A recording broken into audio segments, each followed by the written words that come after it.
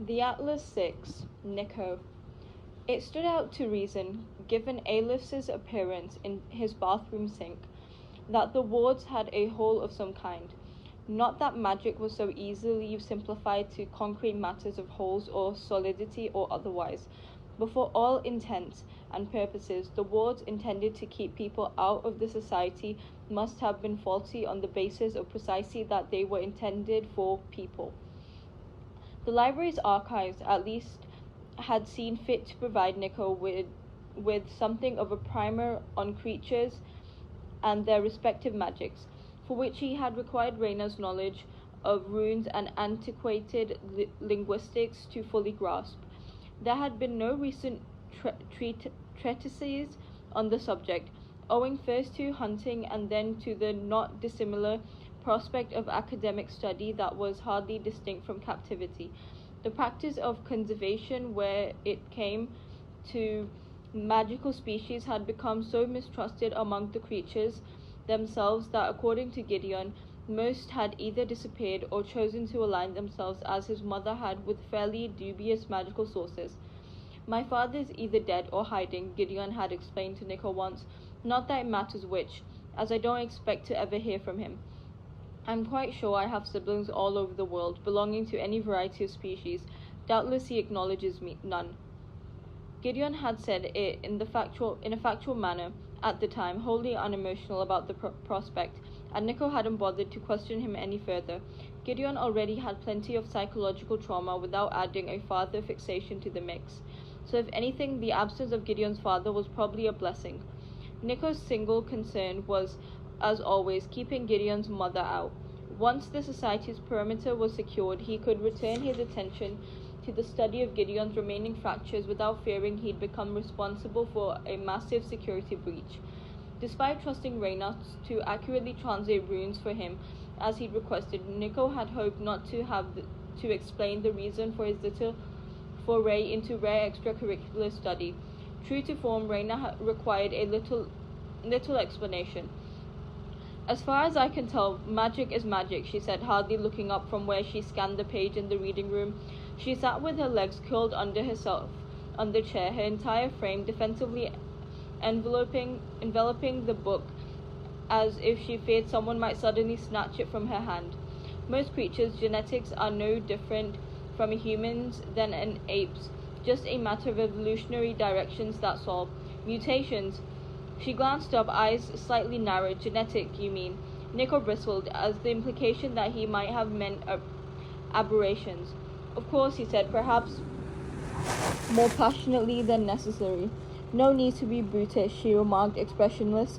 Then she returned her attention to the page. The difference in magical ability appears to lie in the customary form of usage, she said, eyes roving over the page with only the slightest break in motion. A sidelong glance to what Nico guessed was a black talking plant somewhere in the corridor. That's true, she conceded grumpily, presumably to the plant, though she slid her attention upward to fix Nico with a studious look of contemplation. It's smaller, she said. He frowned. What is? She paused, cursing quietly under her breath, or so he assumed. Output, she eventually produced from somewhere in her multilingual lexicon. Usage, power, whatever the word is. Creatures produce less or rather waste less. Waste? Asked Tristan, she said. Asked Tristan what? Nico spun at the sound of Libby's voice to find her lingering in the doorway, hesitantly half in, half out.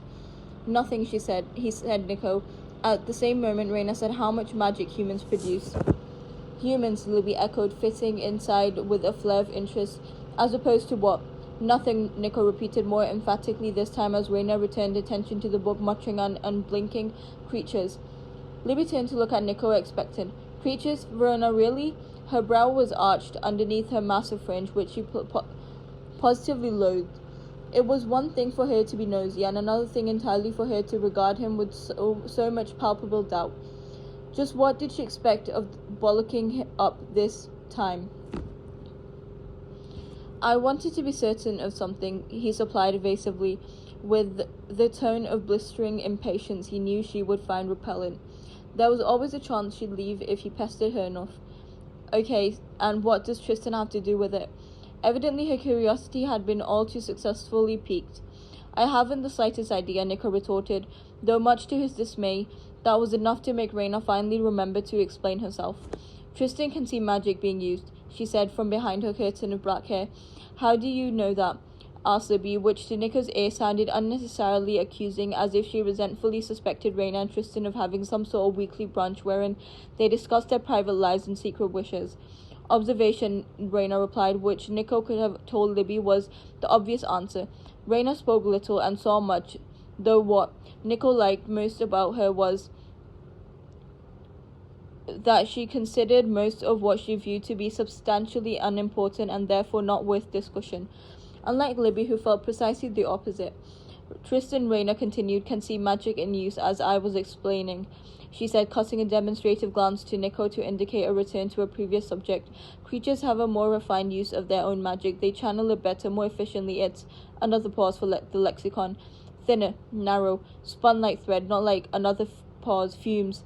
I suppose Tristan has used the word leak to describe magic before, Libby murmured thoughtfully to herself, though we could probably ask him to explain it more fully. The idea of asking Tristan Kane for anything that was not a scowl or muttered clip of sarcasm was enough to sever what remained of Nico's limited patience. No, he snapped, and would certainly have summoned the book from Raina's grasp and stormed out if not for the way she shielded it with her entire body. This isn't about you, Rhodes. She bristled. What is it about then? Nothing, certainly not nothing I need you for. Libby's eyes narrowed, and Raina curled more determinedly around the book, tactically assuming them both that she had no interest in what would follow and would certainly be of no help.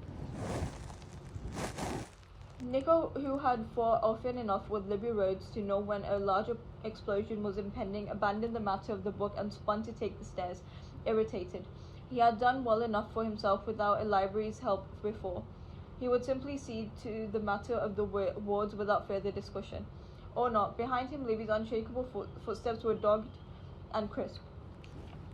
Verona, if you're planning to do something stupid. First of all, Nico said, spinning curtly to address her as she stumbled into his back. If I were to elect to do something stupid, I would not require your opinion on the matter. Secondly, you can't just run around playing with things unnecessarily just because you're bored, Libby retorted, sounding matronly and exhausted.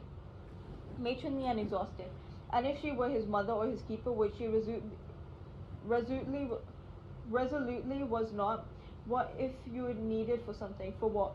I don't know, something. She glared at him, exasperated. Perhaps it stands to reason, Verona, that you shouldn't do stupid things simply because they're stupid. Or does that somehow not compute? If I'm bored, you're certainly bored, Nico offered in retaliatory accusation. Just because you won't admit it doesn't make it any less true. And following me around to see what I do wrong gives you a bit of a thrill, doesn't it? Libby replied hotly. I'm not following you around. I'm putting myself to good use. I'm using the research we're learning and applying it where I can, which is precisely what you should be doing. Oh, truly, how magnificent of you. How scholarly you are, Nico gushed in plaintive mockery, reaching out to pet her head.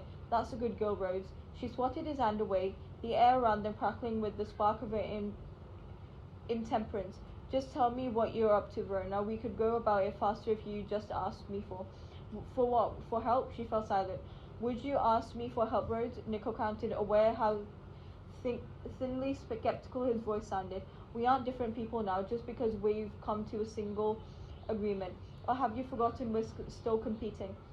He regretted it the moment he said it, as it wasn't what he meant. He hardly needed to make an enemy of Libby, and certainly did not aspire to waste time on any rivalries beyond what was necessary for initiation. He did, however, need her to stay out of his private business, and in this case, he very much did not want to hear the inevitable lecture on how he'd inadvertently allowed a misbehaving mermaid into the house. He doubted it would be brief, and he knew it would be followed extensively with questions, none of which he planned to answer. So what's your idea of an alliance then? Libby's voice was flat with anger. No, not anger, something more bitter, less malicious than that. Brittle sadness. Let's not pretend this is something it isn't, Nico said, because the damage had already been done, and if it wasn't as if she'd ever been known to forgive him. We're not friends, Rhodes. We have never been, we never will be, and he added, giving into a burst of frustration that mixed unrelentingly with guilt. Since I can't simply ask you to leave me alone. She spun away, the last glimpse of her expression one of hollow disappointment. Nico watched her dismount the stairs, taking a sharp turn to disappear from sight, as a little echo of Gideon suddenly tuttered softly in his head. Are you being nice to Rhodes? No, of course not, because there wasn't a person in the world who could make him feel less adequate simply by existing, and besides, he had wards to fix.